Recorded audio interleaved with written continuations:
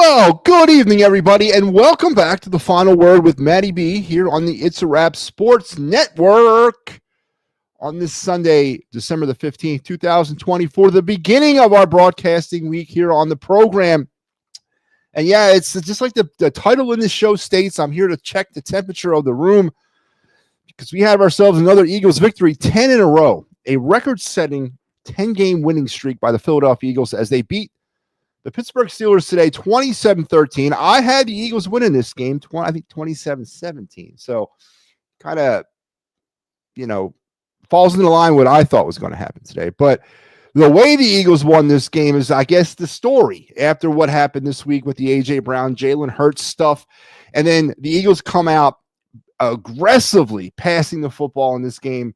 We're going to continue the conversation with the Eagles and Steelers that Sal started on the flyby earlier. So we'll do that tonight. We're also going to do your day in Philadelphia sports history because we have a show to do. It's not all about the Eagles, so we got other things to talk about tonight. We're going to also check the MLB hot stove as it's starting to really heat up, as a lot of moves are starting to kind of come down the way. We got your maybe a quick check-in on the Flyers. I wasn't with you this weekend for the Flyers, so maybe we check in a little bit on them. Of the night segment will also happen tonight. We'll review some NFL scores for the day. Weird day in the NFL as far as me goes picking games. Not a good day. 10-3 over the last 3 weeks I've been. 10-3, 10-3, and 10-3. Not today. Today kind of went down the hill a little bit for me, but we'll review some of the scores. We'll do our card review, and we'll continue our 10 days of MattyB Christmas movies as we're up to number 7 on my all-time list. As we get ready for that's very special day of the year, the Christmas holiday is bearing down on us all. So a lot to get into on the program. But before we start, remember, everything here on the network is brought to you by the fine folks at It's a Wrap Sports, who are trying to build and grow and be productive, and we cannot do it without your help. So please like and subscribe here on YouTube and on our other social media platforms as we're growing. It's a process, but we're doing it, and we need your help to continue to grow. So please like and subscribe. It don't cost anything, and it don't take you but a second. So we greatly appreciate it. Let's get it going because, as I said, we have a lot to unpack. We're going to continue the Eagles conversation. That'll be what we lead off with. But also, I want to remind everybody before we start, 60 days. That's right, 60 days until pitchers and catchers report to spring training down there in Clearwater on February 12th. So circle the date on their calendar. Yeah, who's not keeping score at home? But let's get to our day in Philadelphia sports. December 15th, 1968. I want to test the knowledge of the Philadelphia sports fans out there. What happened on this day in 1968? I'll give you a hint. It was involving the Eagles. It was involving the Minnesota Vikings. It was involving snow, and it was involving Santa Claus. I'll give you 2 seconds to figure it out. 1, 2. All right, that's right. Today, the infamous day in Eagle history that is spread around the day, spread around like you would not believe, like anything. The infamous day in Philadelphia Eagle history, the snowball incident with Santa Claus occurred on this day in 1968. Well, I guess I wasn't there. And if anybody out there who's listening or watching was there, please try to lend some clarity. All we know is there's grainy footage of it all, but apparently with the Eagles lost the game, and I guess that might have spurred on the situation. The Eagles ended up losing the game 24-17. Santa was supposed to be at the stadium, but the snow and the mud, I guess the Santa Claus didn't show up, or he couldn't make it. They couldn't bring the float in because of the muddy and the snow and all that, the muck. So they ended up getting a backup guy to come sort of walk out there. He wasn't looking all festive and jolly. It was kind of like a second-rate suit. He's sort of walking around the stadium waving at people. After the game had ended and the Eagles lost, and then the fans took matters in their own hands and did what they did in infamy and sent Philadelphia sports fan to their death on this day back in 68, because people that weren't even alive, and I was one of those. I wasn't alive, and I've seen footage, and of course I heard about it from an early age. But on this day back in 1968, the Eagle fans, the Philadelphia sports fans, cemented themselves in legend by throwing snowballs at Santa Claus. So there you have it. There's your day in Philadelphia sports history, brought to you by the good folks at It's a Wrap Sports. Can't live that thing down. 78, 88, 98, 08, 18. So we're over 50 years removed from that thing. And good God, man, just let that thing go. Let it go, brother. Let it go. Let it go. Let it go. Let's bring up. Hey, Steve, how are you? Are you looking for any more podcasters? I don't know, Steve. Well, we can talk off the air on this. I thought you were with Edge of Philly. Yes, I was with Edge of Philly. We all were with Edge of Philly. Edge of Philly, about 2 months ago, 2.5 months ago now, 2.5 months, decided to go in a different direction. They eliminated all their digital media and concentrating on just their social media stuff. So me and the others that were involved branched out into various other projects. And I am here now as the new founder, creator, and owner of the It's a Wrap Sports Network. So that's the story about why I'm not with EOP anymore. But don't worry, I may not physically be with EOP, but I carry EOP in my heart. And I do have a lot of EOP, former EOP personalities that are contributing over here with me now. So, with that being said, it's a perfect segue, Steve. I appreciate that. I want to remind everybody that breaking as of yesterday, awesome news. The people here at It's a Wrap Sports like to welcome back. I kept saying welcome back. He's not coming back here. It's just welcome back to the situation, I guess. Mike Laro is going to be joining the It's a Wrap Sports Network here in February, as we had a conversation yesterday. And, it's not the same without him. So we're going to bring Mike back in. He will be doing a lot of Clear the Ice stuff that he did before. He'll be doing some Fighting's Final this spring. And yes, there's some talks and works on him getting his own show. So Big Mike will be returning in early Feb. Be on the lookout for him. We'll get him back into Clear the Ice first, as the Flyers have a very light February schedule because of the Four Nations tournament. But we'll get Mike back into the Clear the Ice first. But Mike's back, and we're really happy to hear about. Really happy about that, actually. Very happy. I just answered that. So anyway,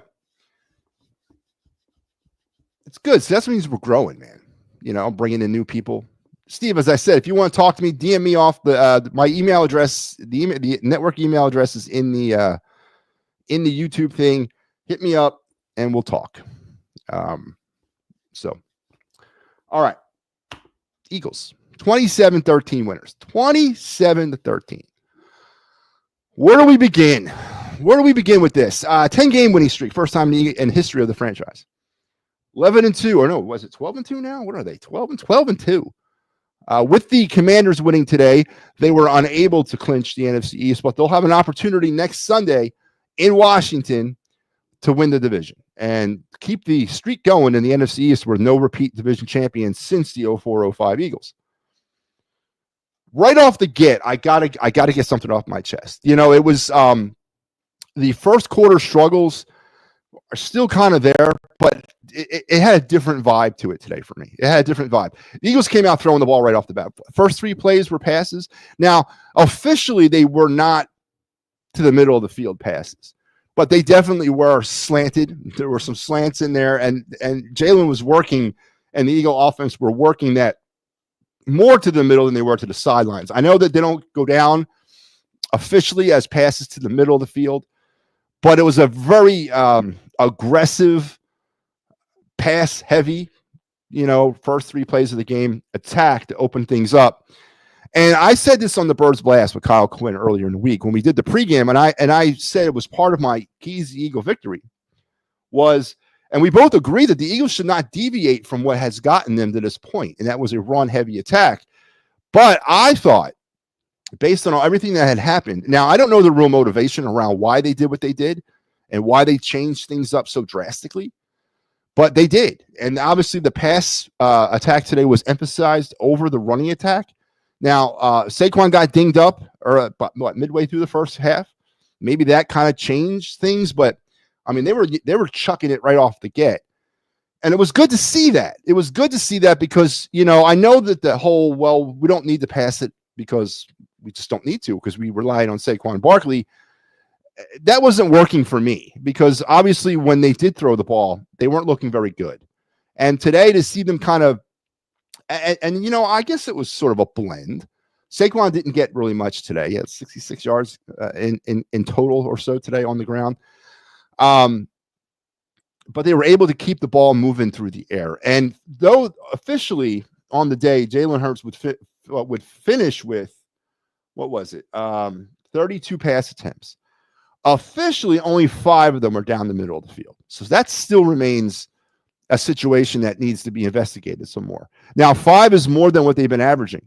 A game, it's been about 3 a game to the middle of the field. So today's 5. And then with those 3 to start the game, kind of like, you know, kind of to the middle, that's 8. That's a better little percentage. But you have to be excited about the way the Eagles came out chucking the rock. Do you? Are you concerned that the Eagles might have bowed to peer pressure? Were the Eagles trying to send a message to the fan base that everything was okay with the situation and the relationship with Jalen Hurts, A.J. Brown? Did the Eagle coaching staff bend to the will of A.J. Brown? Did they change the game plan because A.J. Brown wasn't happy about his production? You know, what is this? What do you think the motivation around changing the offensive approach today's game was? Was it situationally based? You know, they took advantage of the Steelers because they were concerned about their run defense. Now, we failed on our opening drive. We didn't get any points. So again, that continues to be a problem. No opening touchdowns, no opening drive touchdowns at all this season. We did get a touchdown in that first quarter, only the third one of the season. 17 points in total for the half. A really good number. That's a high number. The Eagles only entered the game, or now coming out of this game, are only averaging 11 first half points. So scoring in the first half has been a problem all season. So to get 17 points in the first half was very positive. But I believe this game ended in the first half. I truly do. And I'm gonna give Jalen Hurts the props today. What was his final line? Because I'm on a guy pretty hard. 25 for 32, 290 yards and 2 touchdowns. Could have definitely thrown for over 300 yards if he had to. And that final drive, the last drive of the game where the Eagles held on to the ball for over 10 minutes. Masterclass. There was a situation earlier this season. What was the game? I'm trying to remember what game it was, but they did a similar situation to a team at the end of a game earlier in the season. Very reminiscent to the LeGarrette Blount days of 2017 against the Chargers.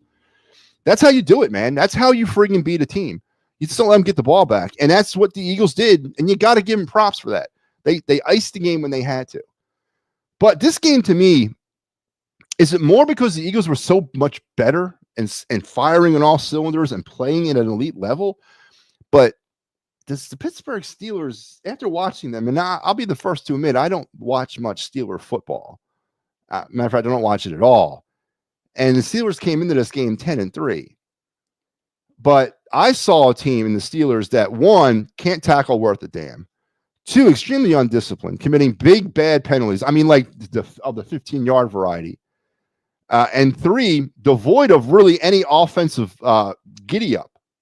Now, not having George Pickens in this game might have changed things for Russell Wilson. But Russell didn't impress me today.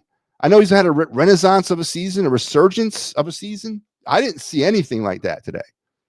And was it the Eagle defense that shut him down, or was it the Steelers that shut the Steelers down?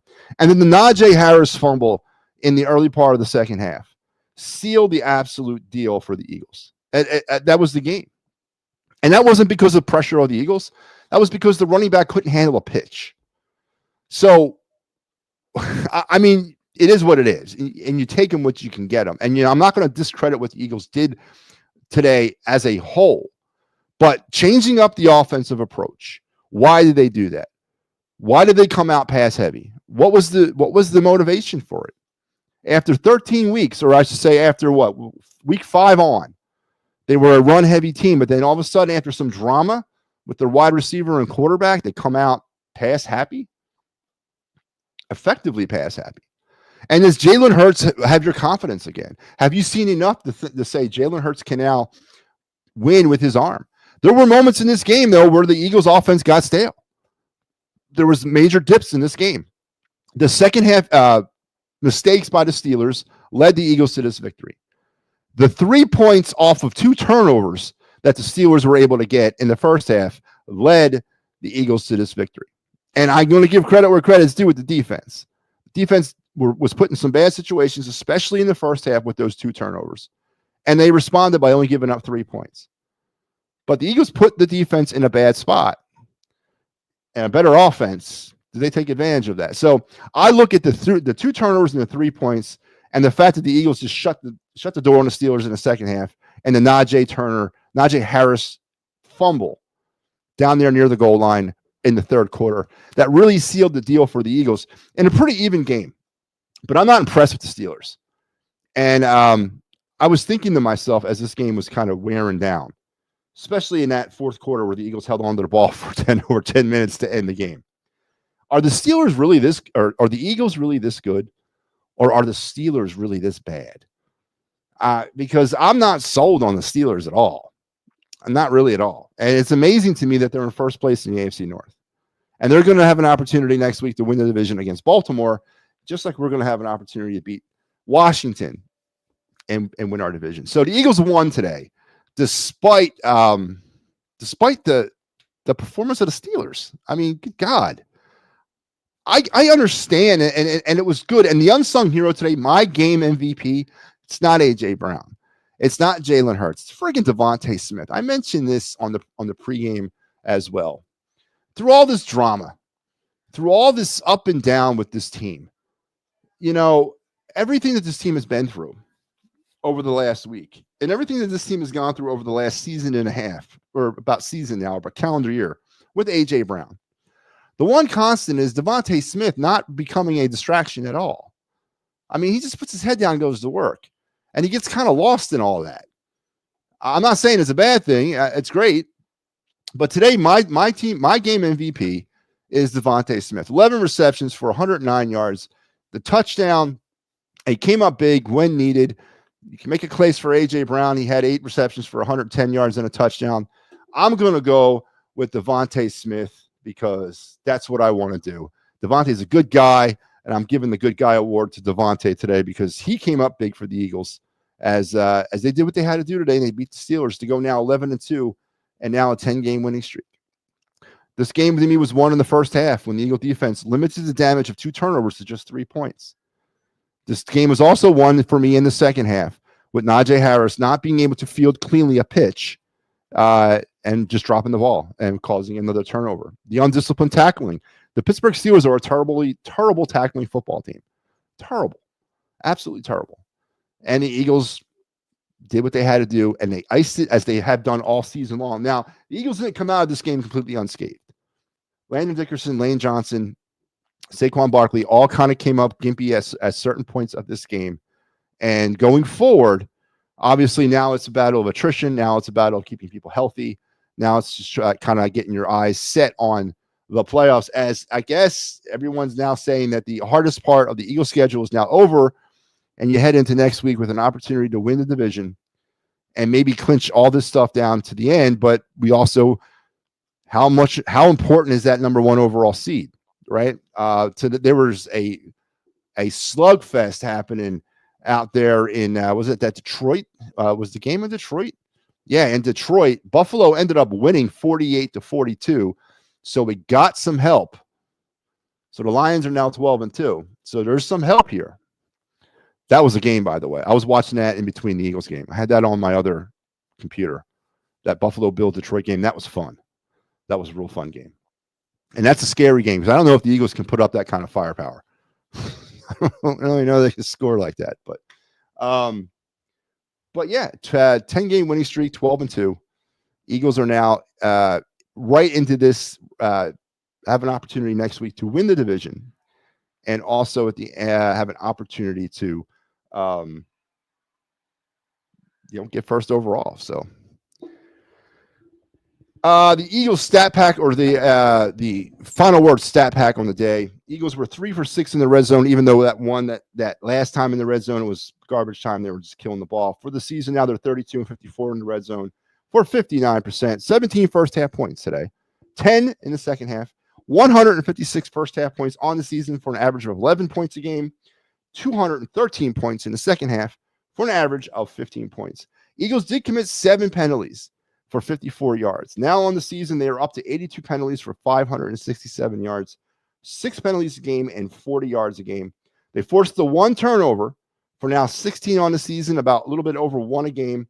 They did commit to 2. We mentioned it. 13 now on the season, about 1 a game. The Cooper DeJean turnover, I'm not going to really give him much grief on that. That guy got stuck, but he's got to retain the ball. He's a punt returner. That's part of the job. You got to hold on to the football. And then Jalen Hurts, fighting for that extra yardage, gets the ball swacked out of his hands by, what's his name? Watt, who's a beast, by the way. Good guy. That guy's a beast. And he left that game too. So we'll see where that goes for the Steelers. They did. Jalen got sacked 3 more times today for 20 yards. Now 39 sacks for 270 yards on the season, averaging about 3 sacks a game for about 20 yards a game. They got to Russell Wilson twice for 21 yards, 39 sacks now on the defense. So the Eagles have sacked quarterbacks as much as they've allowed Jalen Hurts to get sacked. 4th down efficiency, the Eagles were 1 for 1, now 14 for 22 for 63% on the season. And there you have 27-13, Eagles with the win, setting a franchise record for a 10-game winning streak. Never has happened in Eagle history. So all systems are go. All systems are go. Now, all week long, I'm going to have to listen to how Jalen Hurts has re-energized the MVP conversation for himself. Jalen played well. I'm not going to take it away from him. Tom Brady himself said it. You know, when Jalen was operating early, when he was smoking the ball out early, he was getting the ball out fast. They were working the middle of the field kind of in the beginning of the game. It was Kellen Moore's offense in the very beginning. It absolutely was. But then as the game wore on, there was a time where Jalen Hurts dipped, and so did the offense. It dipped. And he was once again holding on to the ball too long. He was not being able to make a decision quick enough. Then he was able to kind of mix in a couple more throws. The run game got loosened up, and the Eagles coasted the victory. So there's a lot of positives to take out of it, especially on the quarterback side. But I am concerned about why the offensive approach was changed for this game when there was really no reason to change it before the game. I get it. As the game kind of morphs on, you make changes. And the run game wasn't working for the Eagles today, especially for Saquon. Right? So you make those changes. But they came out throwing. Why was that? Was it to send a message to the fans? Was it to send a message to the NFL? Was it to send a message to A.J. Brown? What was the reason for the pass-heavy attack in the beginning of the game? I'm not saying it wasn't bad. I think it needs to be more balanced. I think a team that runs the ball all the time is great, but you can't win doing that consistently. Just like a team who throws the ball all the time really can't win like that consistently. You got to find a good little consistent balance between the two. But the Eagles did it tonight to a tune of a 27-13 win. And now we got the Washington Commanders on Sunday and the NFC East in sight. So congratulations to the Eagles. 12-2. 12-2. All right. So let's move on now to baseball because this is a multifaceted program. We don't dwell completely with the Eagles, but we do get into all other topics. Phillies, of course, are still quiet. All's quiet on the Phillies fronts. No moves at all this winter for the Phillies as they continue to spin their tires, not making any moves. There's some reports coming out that the Phillies are getting phone calls from teams, but they're asking for players that are completely out of the price zone or out of the comparable market for the players that these teams are asking about. And those conversations don't last long. But there's other movement going on in Major League Baseball. So let's get into our hot stove check-in here on the program. We do this periodically throughout the week. So let's do it.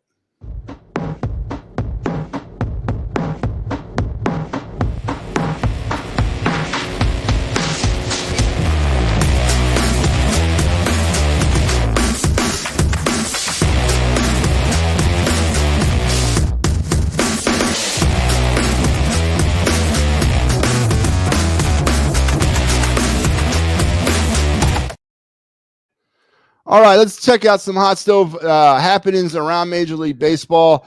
Let's begin in Texas, where Nathan Eovaldi has decided to remain a Ranger. He signed a 3-year contract, keeping that pitching staff intact. Devin Williams was traded, or I'm sorry, Nestor Cortez and infielder Kalen Durbin were traded from the Yankees over to the Brewers in return for the right-hand pitcher Devin Williams. 14 saves last year, 1.25 ERA and 38 strikeouts for Williams.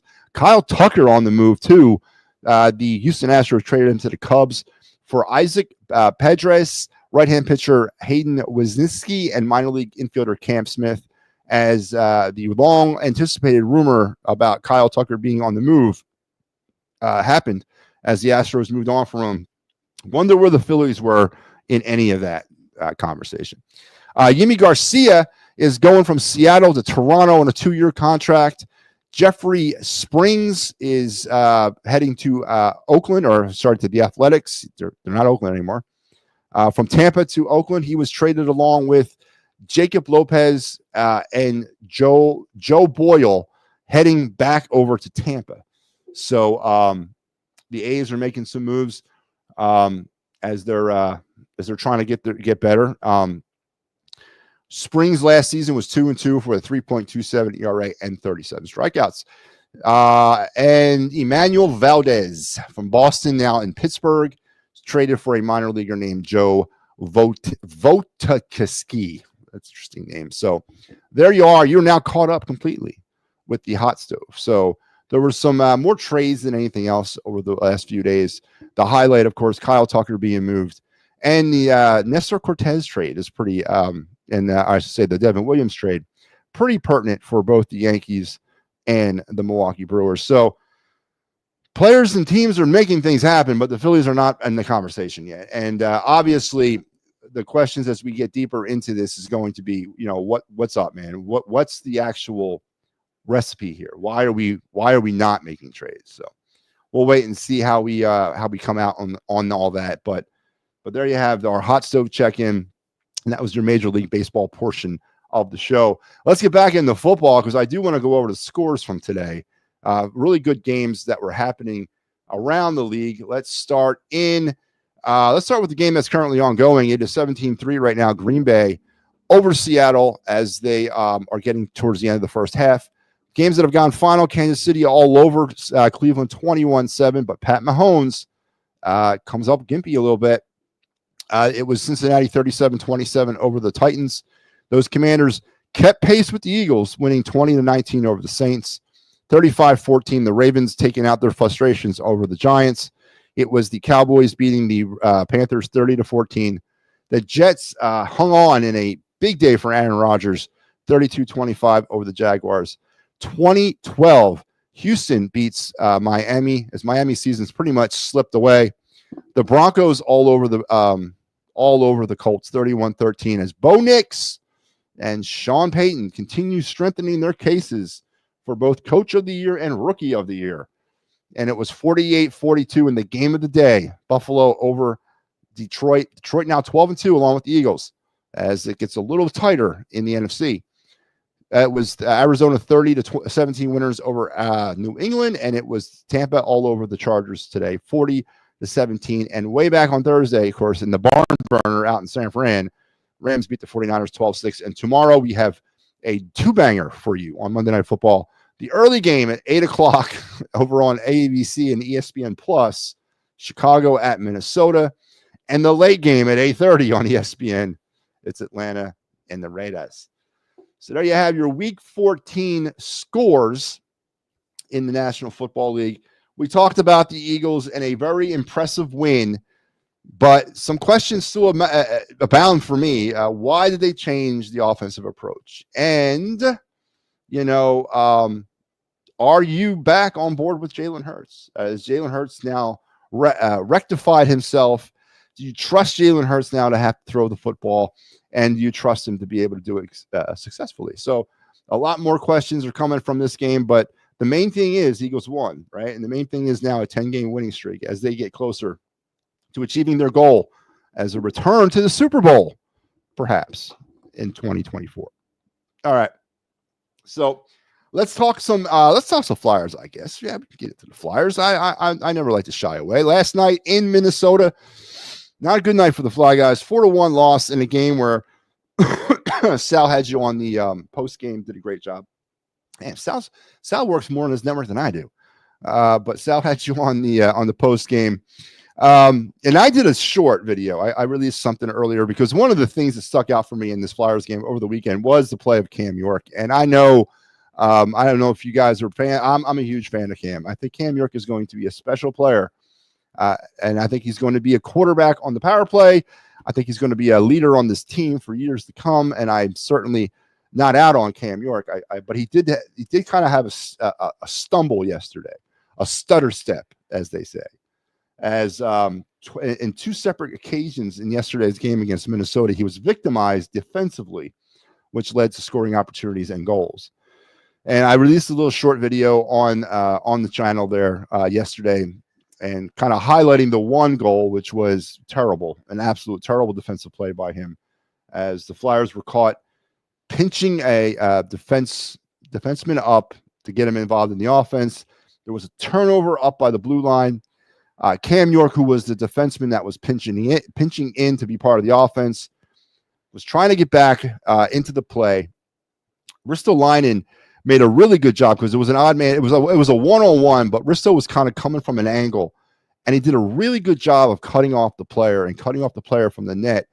But the problem was when Cam York joined the play, Cam York was standing literally on the same side of the ice as Ristolainen, facing the puck carrier, not even paying attention to what was happening. And there was a player breaking down on the other wing, wide open, nobody else near him.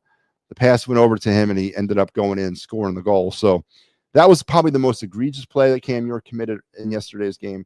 I'm not blaming the loss on Cam York at all. I'm just saying he's part of that. Marc-Andre Fleury was out of his mind yesterday, as this guy's 40 years old, and he made the save of the season, in my opinion, off of a Travis Konechny 2-on-1 pass that was just, I mean, I still look at it. I was looking at it today, actually, again. Just an amazing save by him, and definitely kept Minnesota in the game. And then there was the play where Konechny was going to put the puck in the net, but Michkov's stick got in the way, and it ran up the heel of the stick, and literally Michkov deflected the puck out of the net. It was a wide open net, and Michkov put his stick down, and the puck hit the stick and went wide, and that was another goal off the books. If you get Travis Konechny first goal on Fleury, where Fleury flashed the leather, and if you get that second goal, you got a 3-3 game potentially, and maybe you're in overtime. But in a game against a team like Minnesota, the little engine that could Flyers, they need everything to go their way. They got to play a perfect game. And it's so friggin' hard to play a perfect game every night. It's so friggin' impossible to play perfect hockey every single night. And a lot of teams, when they don't play perfect games, they can get by with skill, and they can get by with the talent level on their team. The Flyers are not one of those teams. They don't have that type of skill or talent level to get by that way. So they got to play literally every game perfectly. And in a game against Minnesota where those two situations occurred that took literally 2 goals out of the net, it's hard for them to recover against. And they lost last night 4-1, but a productive week in general. 2 regulation wins. Got some points. They got over the 30-point mark on the season, which is good. And kind of righted the ship a little bit. Saw some glimmer of offensive hope from some players over the week. Scott Laughton with a 4-goal game, which, well, you don't give him credit for 2.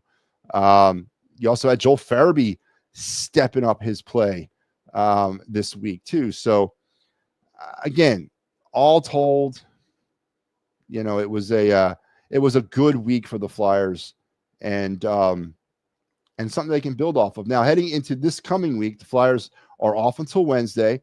They'll play in Detroit Wednesday night and come home on Thursday, do a back-to-back between the Red Wings on Wednesday and LA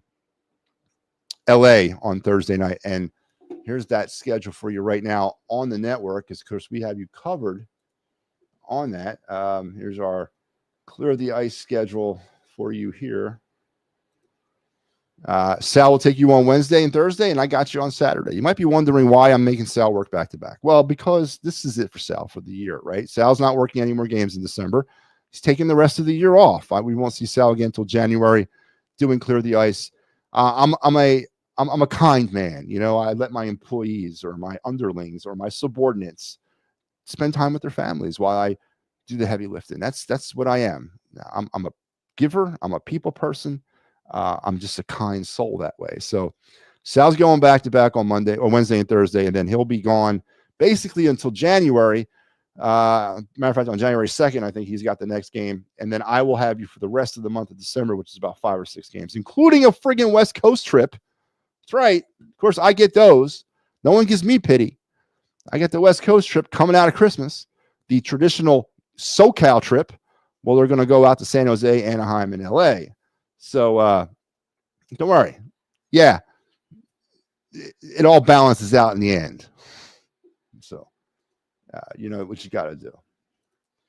Hey, are you looking for? No, I'm not. Not from you. You see that, huh? We got to talk later about that. It was just a matter of time, right? I mean, I was actually surprised it took this long. But Al checking in, by the way. So that's the Flyer schedule for the week and the rest of the year. So let's get into our of the night segment as we'll highlight a Flyer prospect or a Phillies prospect or a Flyers draft target or a Phillies draft target or spotlight a player on the Flyers or Phillies. We're still stuck on the Flyers prospects, so let's roll it.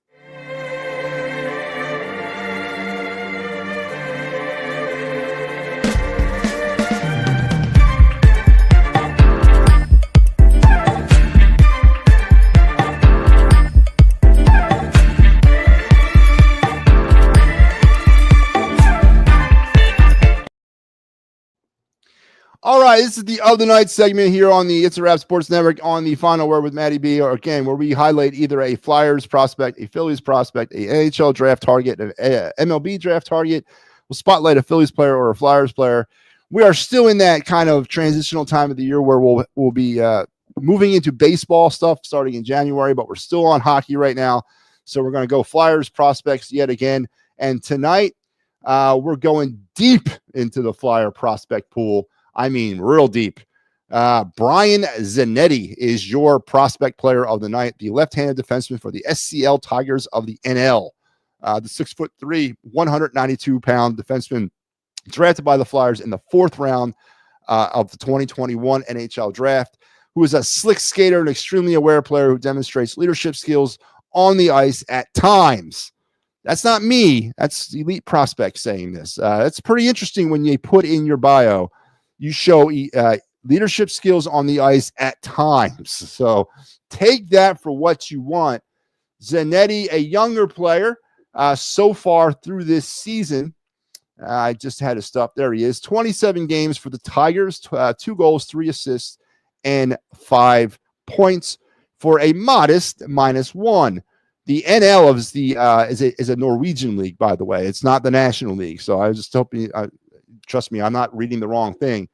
He's a Norwegian player, younger kid, 19 this year. So project player, definitely has the frame of a defenseman. I like the 6'3" and the 192. But he's going to have to grow into himself, grow into his game. There's time with players like him because the Flyers do have a pretty crowded blue line. But Brian Zanetti is your Flyer prospect of the night. And as I said, we went into the deep end of the Flyers pool tonight, as we're actually getting through most of these players.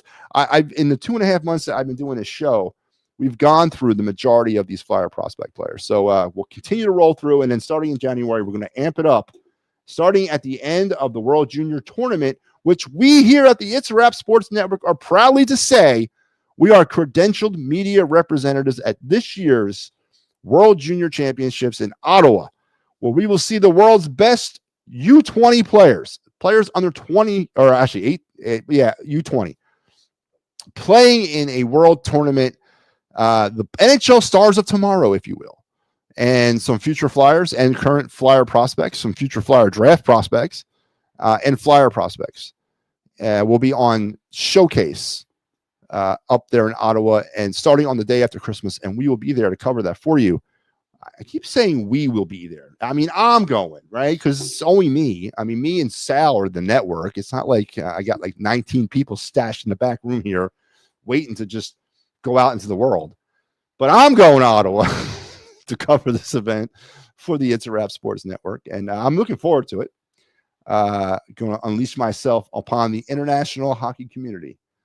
God help me, or God help them. God help us all, as I'll take my spot on the international stage.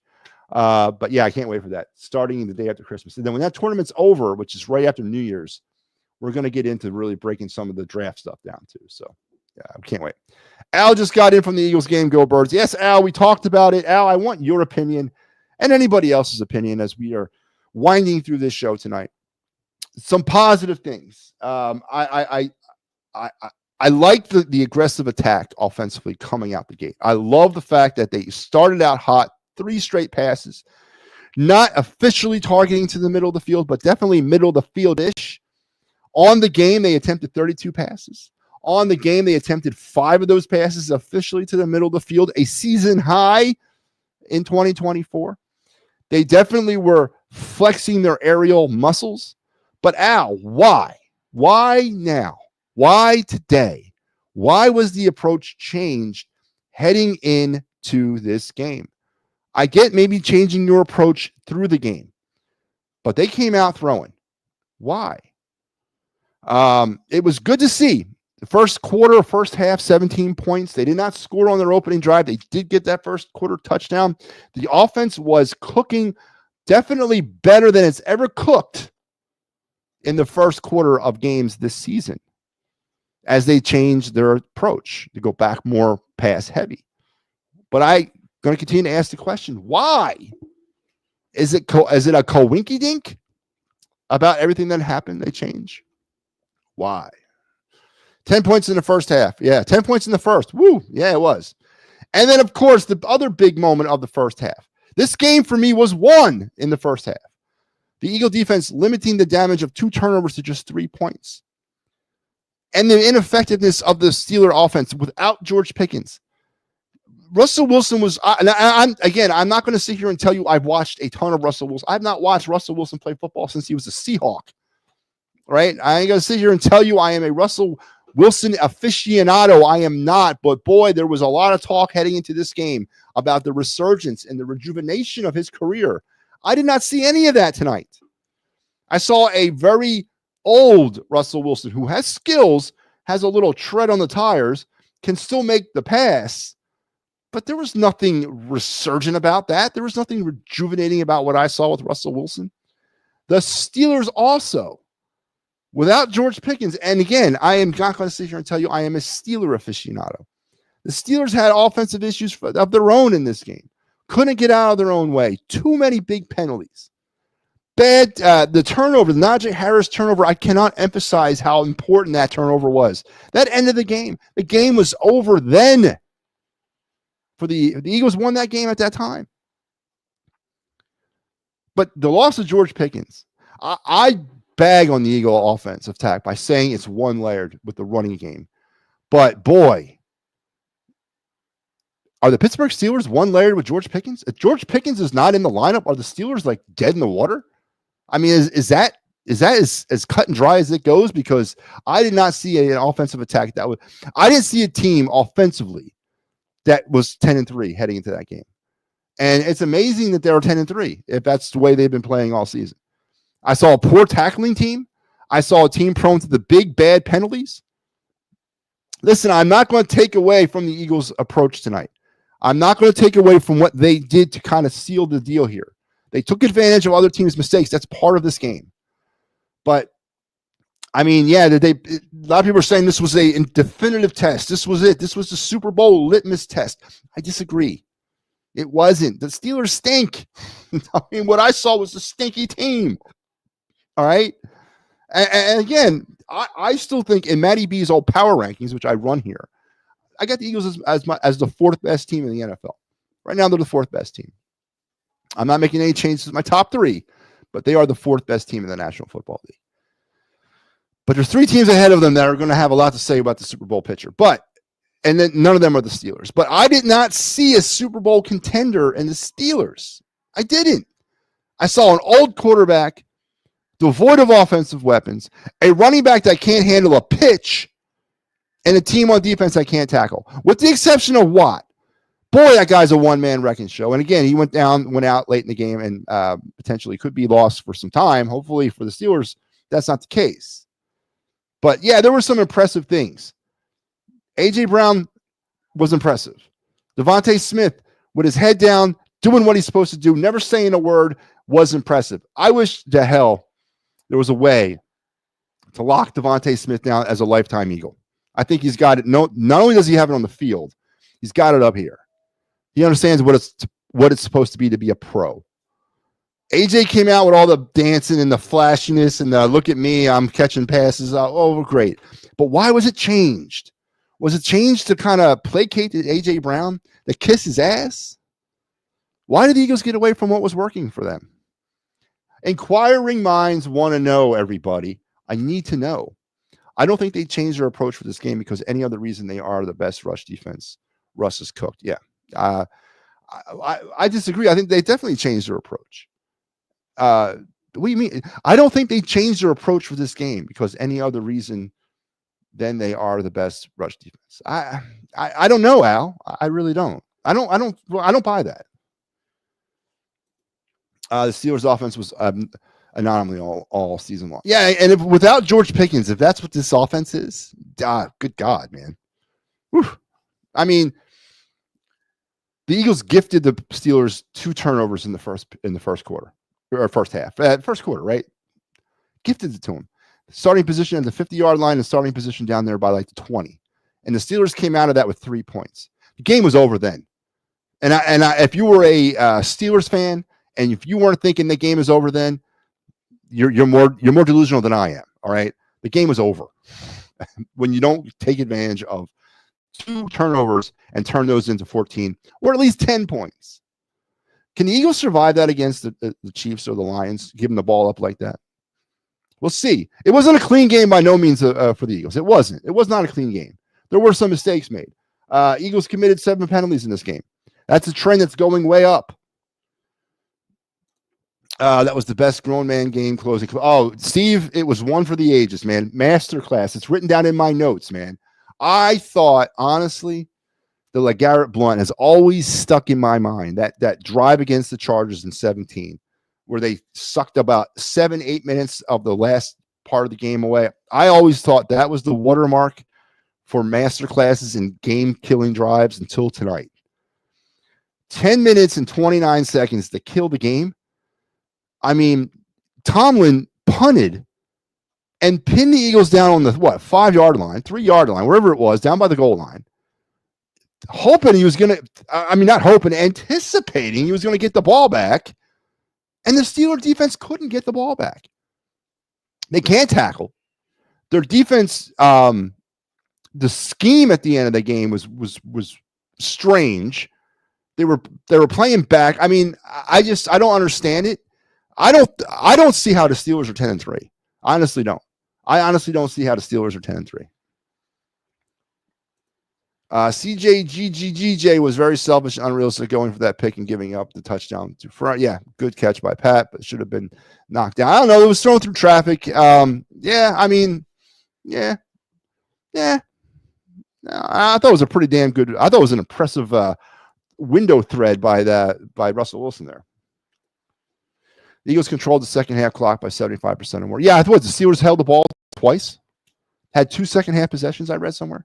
I don't remember. I wasn't keeping track. I started kind of getting away from the game at the end there. It was getting kind of boring when it was inevitable that the Eagles weren't going to give the ball back up. But it wasn't like they had 2 second half possessions. The Najee Harris fumble down there by the goal line. I mean, come on, man. I mean, in hockey, that's a giveaway. It was an unforced error. He couldn't feel the freaking pitch. Come on, man. I can do that. I could catch the ball pitched by the quarterback. Oh, come on. Listen, again, I'm not taking away what the Eagles did tonight. 10-game winning streak, first time in history. 12-2. A showdown with the Redskins next week. That's right. I called them the Redskins. Their mama named them the Redskins. I'm going to call them the Redskins. Showdown with the Redskins next week in Landover. Is that where it is? Landover, Ashburn, Virginia, Maryland area of the country. FedEx Field, is that what it's still called? Showdown with the Redskins next week. Winner take all, right? If the Eagles win that game, it's over, sealed. We are the NFC East champions, and the streak continues in the NFC East with no repeat champions since 04 or 03-04. Redskins win, they live to fight another week. But the Eagles did what they had to do. And now they're on autopilot. And with the Lion loss, we're tied with the Lions now, both 12-2. I don't know if they're percentage points ahead of them or what that works out to. But the Eagles' schedule down the stretch is pretty damn easy. Do the Eagles fight for the number 1 overall seed, or once we lock up the division? Because I think once we win next week, don't we lock up both the division and the number 2 seed? If we get some help from the Vikings, I think we do. And that could create a situation too. Boy, I would love the Vikings-Lions tie in week 18. Yeah. They will probably be the Redskins again. Their mama naming the Redskins, Al. I'm gonna call them damn Redskins. But yeah, I heard that. I saw that. Barbara, how you doing? Hi, Matty. The Redskins struggle even against bad teams. I don't view them as listen, Barbara. Don't get me twisted here. I'm not saying that they're a threat at all. And part of my earlier points in this show today, as I was going through some of the stuff, and as I was watching this game against the Steelers, it dawned on me.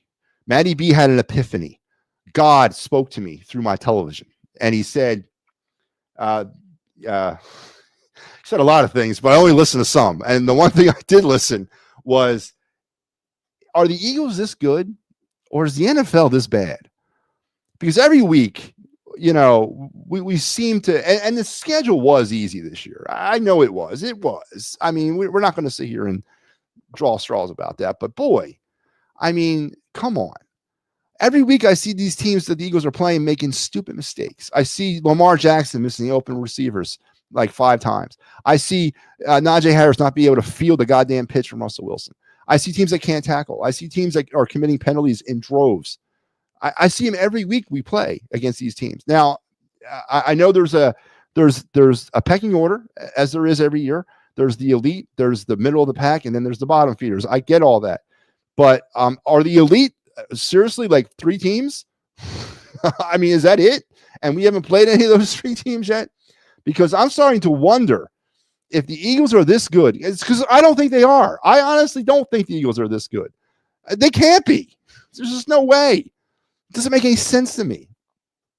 Or is the NFL this bad? Listen, I've shown this before. I'm going to show it again. Maybe this is wishful thinking. Maybe I want to fast forward to this right now. But if the season were to end today, I think this still is in play. If the season were to end today, do I still not have it here? Did I get rid of it? Oh man, oh man. Oh no, here it is. If the season were to end today, this would be your 2025 schedule for the Eagles. Right here, right? Now look at this thing. Look at his schedule. Home games against Detroit, Denver. Road games against the Chiefs, the Bills, the Packers, and the Vikings. And sprinkle in the Chargers because it's on the West Coast. Now that's a beast right there. Right? That's a beast. If the season were to end today, I think this is still in play. If the season were to end today, this would be what the Eagles schedule next year would be. Now, I put this on here a few weeks back saying that this should provide extra motivation for the Eagles to win a Super Bowl in 2024 because it ain't going to be that easy again next year. It's not. This is a bitch of a schedule. It's going to be fun. It's going to be fun to watch it. But again, I'm starting to believe that the NFL is bad. I don't know if the Eagles are this good. I'm having a hard time understanding. I'm having a hard time understanding. So let's continue on with this. You guys now are killing me with these. Where is it?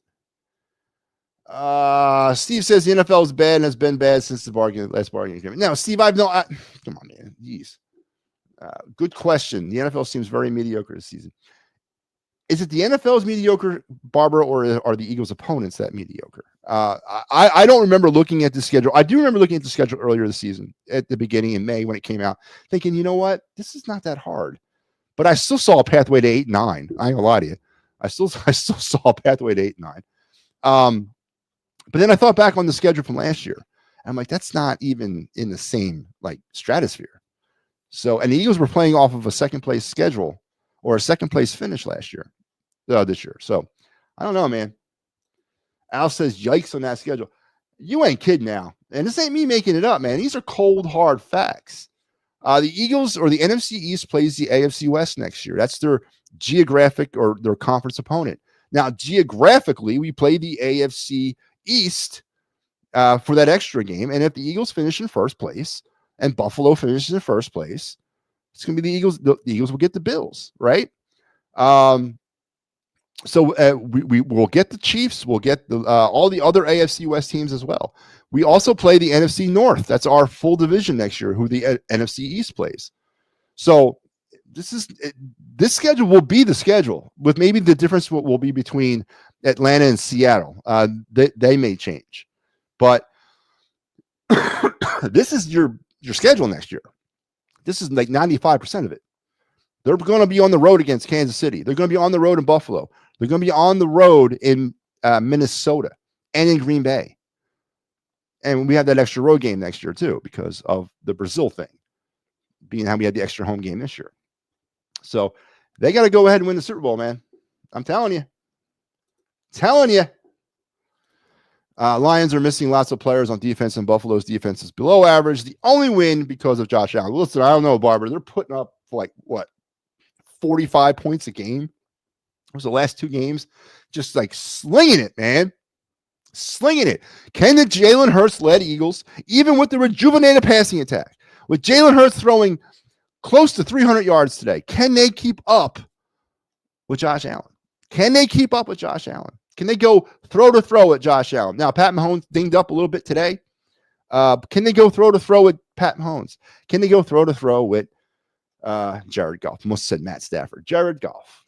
That's the real question. And that's what I want to know, Barbara. It's a foregone conclusion. Eagles are winning the division. Eagles are going into the playoffs as at no worse than number 2. Now it's about, let's fast forward. Let's get to the main events. I want to see the Eagles Lions and then go from there, because that's where it begins. And that's where all the answers will be laid out on the table in those 2 weeks.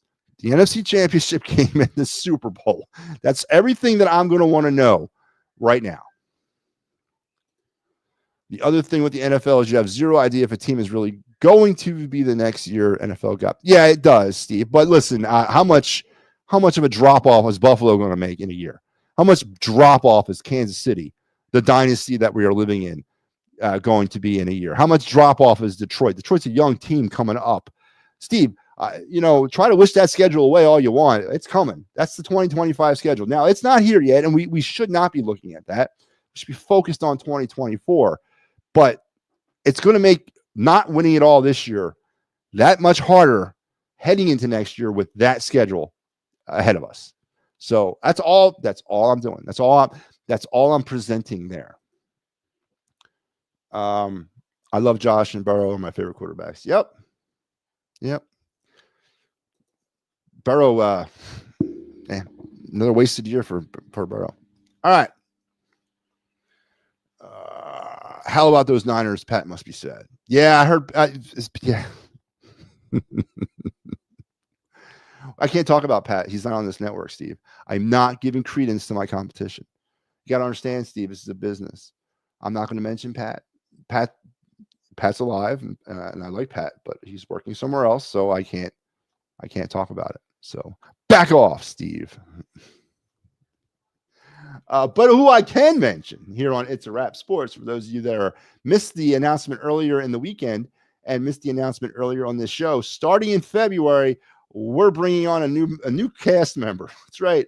A new person to the team is joining us on February. Mike Lauro. Big Mike, man.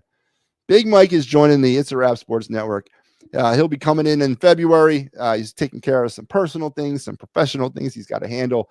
And then early February, look out for him He's gonna be jumping in, doing the Clear the Ice, jumping in, doing some Fighting's Final for us as well. And then it's my hope and my intent for him to have his own show here very soon, whether it be a weekly show, daily show, whatever he wants. He just got to let me know what his ideas are, and we'll go from there. But the important thing is that Big Mike, part of the EOP crew, part of the people that I worked with so brilliantly, especially with the Fighting's Final, is joining the It's a Wrap Sports Network. And I could not be thrilled more. And I was happy to hear Mike. The negotiation took about 3 minutes to get Mike to come back or to come to It's a Wrap. So I definitely want to thank Mike for that. He was a shrewd negotiator. But I know it's great to see him come back. A new PM in the AM. I don't know, Steve. Sometimes you can't really mess with perfection, man. I don't think we'd ever be able to recreate the PM and the AM thing. That was a special vibe that those three had. We might think about something. There's always going to have to be something in the works. We definitely have strong personalities here. We can go a different way with it. But yeah, we're definitely going to look into something like that. So stay tuned as we go into 2020. But don't forget, Steve, this network's literally 2.5 months old. And I think we've came pretty far in those 2.5 months. So we're going to start really getting our feet dug in here in January as we get ready for 2025. So be on the lookout for something, though. I promise you something, Steve. Is Mike good? I don't know him, at least specialty as far as sports. Mike is, if you look back on the PS, Mike was an EOP guy, Barbara. He did a lot of work over there. He did a show on Sunday mornings. He was a regular contributor with me over in the Fighting's Final, and he was a regular contributor in hockey with the Clear the Ice. I would say his specialty, he's a former pro wrestler, so entertainment is his specialty. Football, baseball. I listed football, baseball, hockey, basketball. And I'm not saying because he doesn't, I'm just saying like as top four. If I had to list his four in order, that's how I would do it. But he's very knowledgeable, very personable. And again, everybody knows him, Barbara. Just if you want to go and just research some of that stuff, P&M in the AM was the show that they did over on EOP on Sunday mornings. And was it PM in the AM? PNM in the AM? That kind of stuff. So, but yeah, Mike's a good dude. Mike's a really good dude. Don't mess. Well, what, Barb? Why can't I mention wrestling to you? Okay. Well, I hope I didn't get you upset, Barb. I didn't know that was a trigger. All right.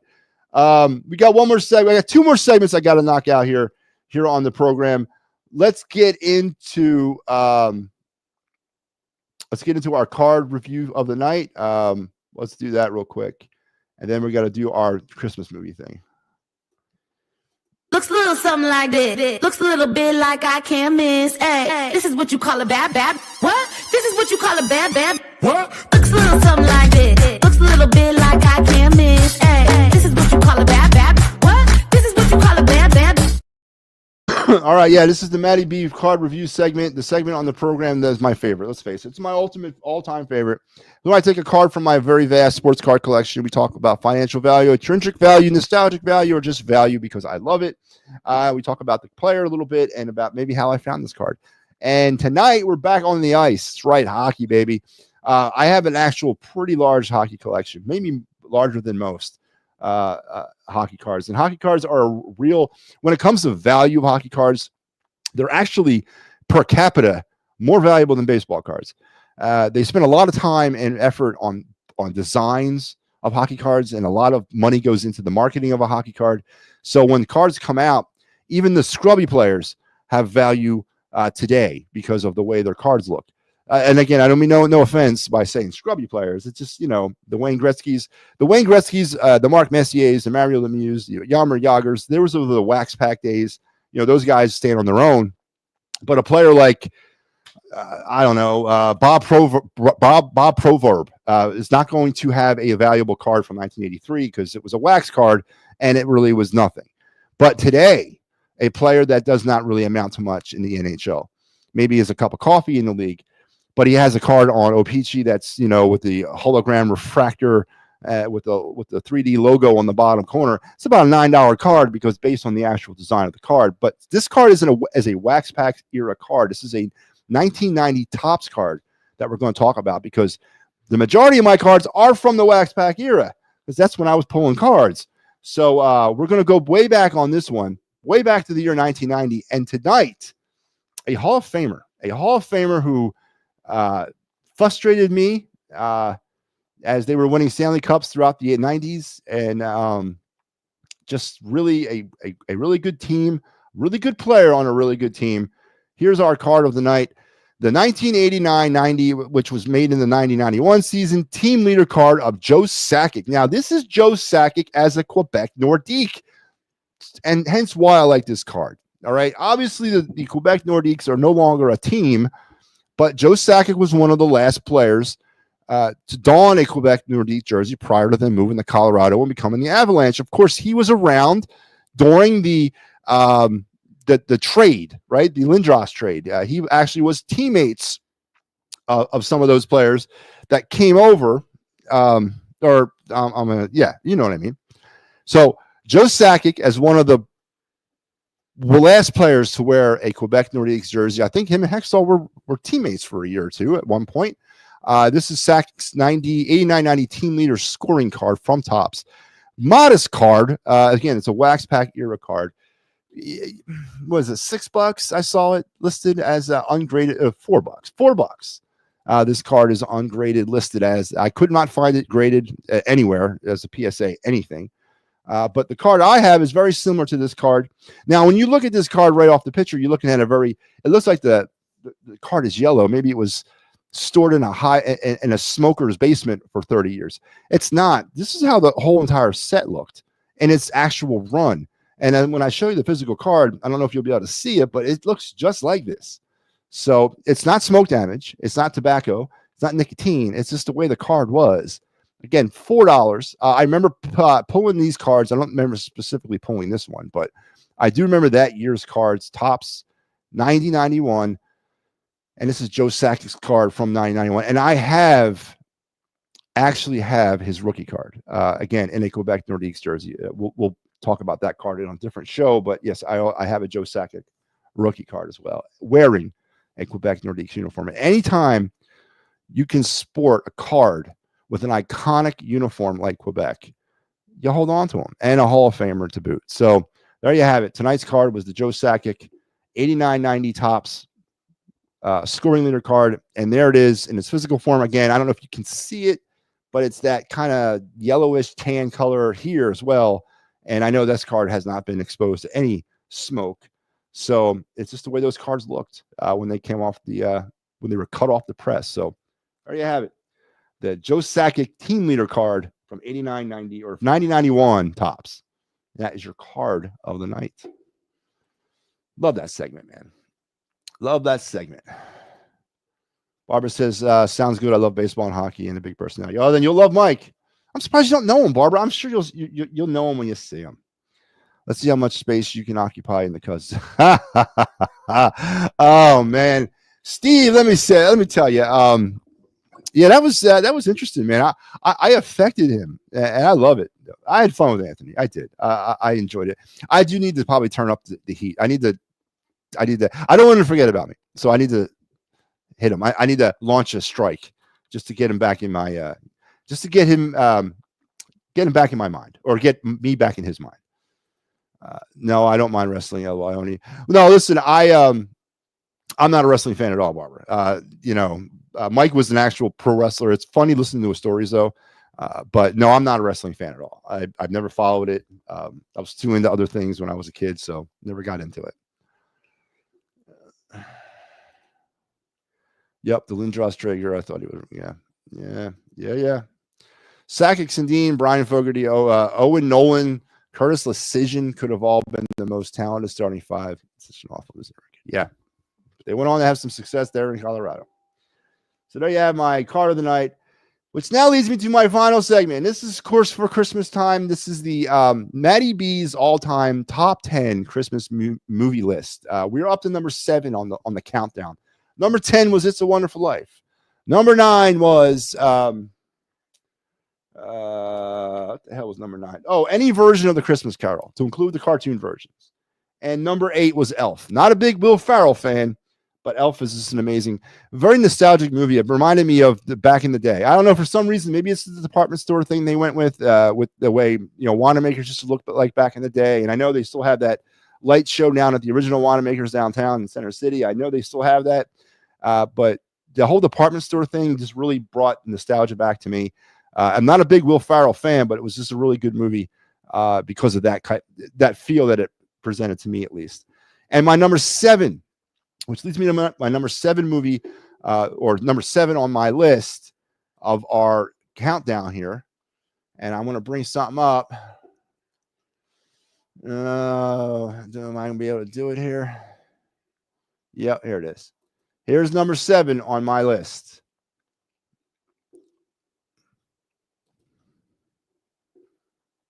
It was the night before Christmas, and children were dreaming of the presents Santa would bring.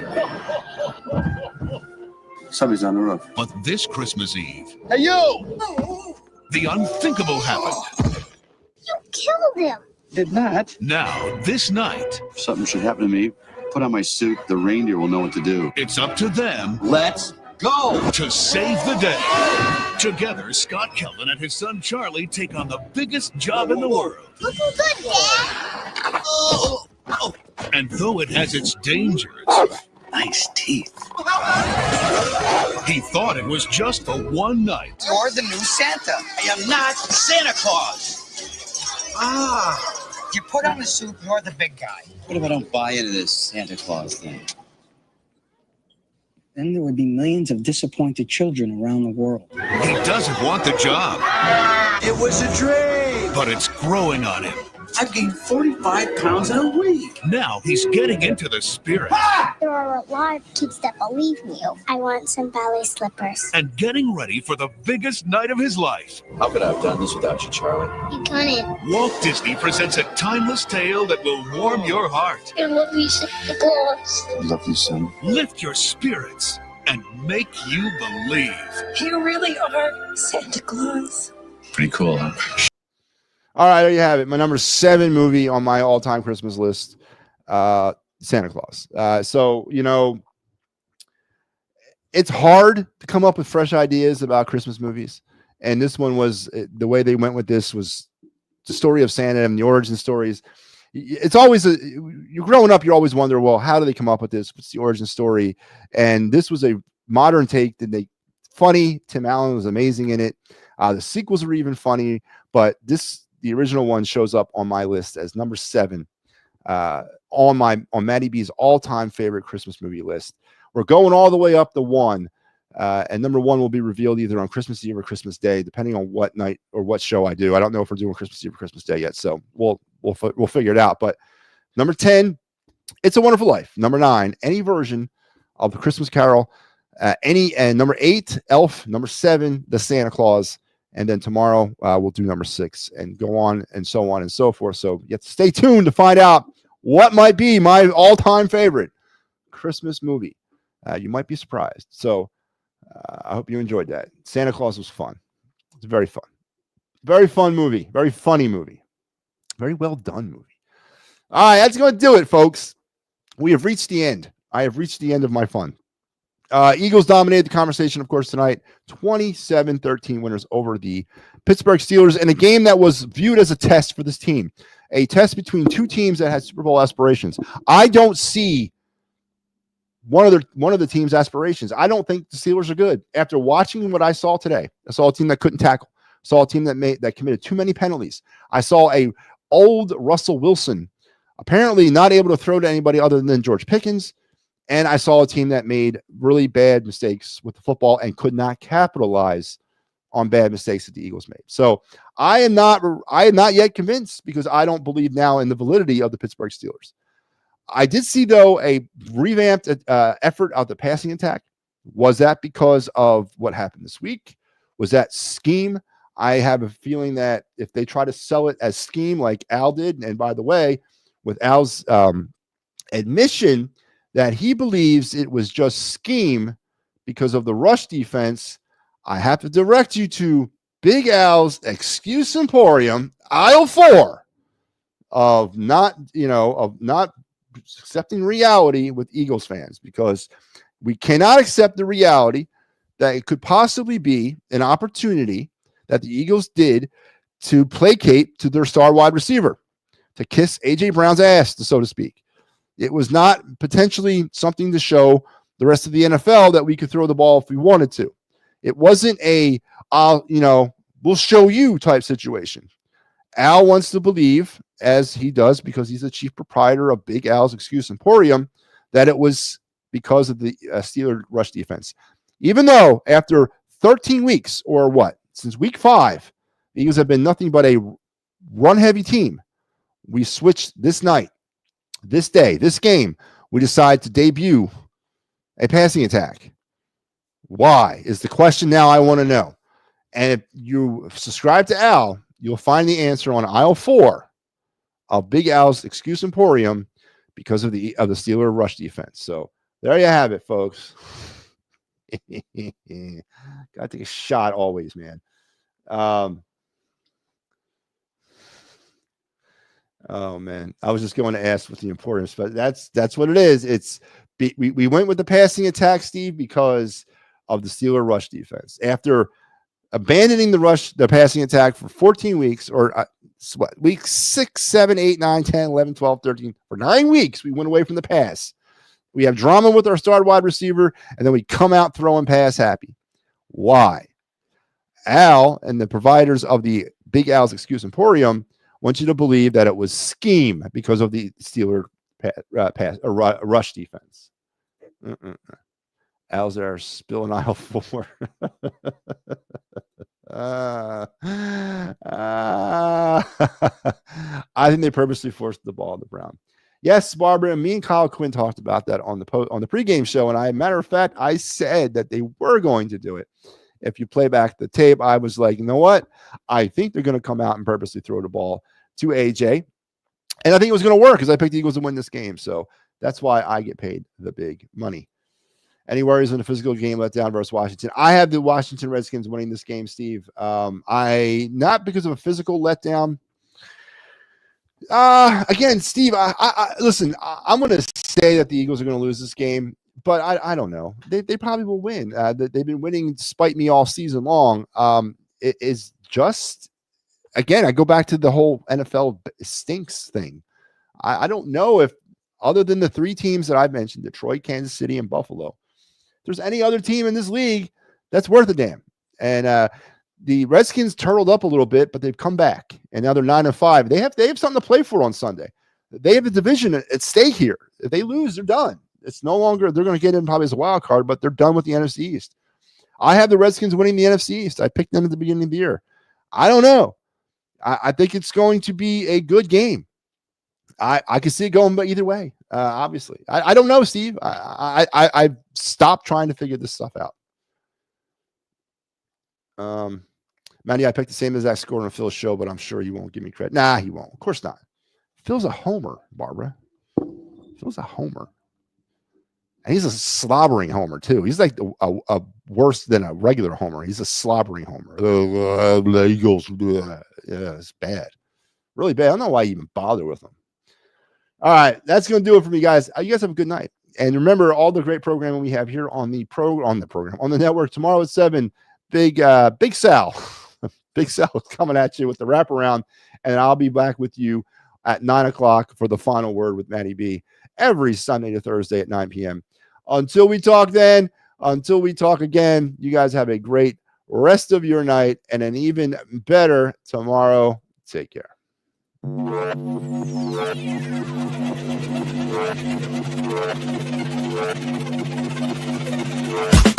be coming up hot for a minute. Everybody know the drop when I'm in it.